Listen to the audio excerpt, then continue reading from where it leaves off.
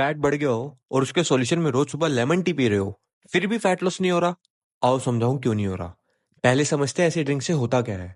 ये काम करती हैं एज एन एपेटाइट सप्रेसर, मतलब भूख ही कम लगेगी और फिर जाने अनजाने में कैलोरीज डेफिशिएंसी बनेगी, फिर होगा फैट लॉस। पर अगर खाने के शौकीन हो, ओवर ईटर हो, तो खुद बताओ, क्या फैट लॉस पॉसिबल होगा? जो एक्स्ट्रा खाना खाते हो, जिसकी बॉडी को नीड ही नहीं है, उसका क्या करेगी बॉडी? फैट ही तो बनाएगी। ऐसे कैसे सिर्फ ये ड्रिंक्स पी के ट्रांसफॉर्मेशन हो जाएगी? इन सब ड्रिंक्स से ऊपर है एक चीज, आपकी अपने आप को बदलने की इच्छा। अगर दिल से बदलना चाहोगे तो खुद ही खाने पे कंट्रोल कर पाओगे और इन ड्रिंक्स के चक्करों से बच पाओगे।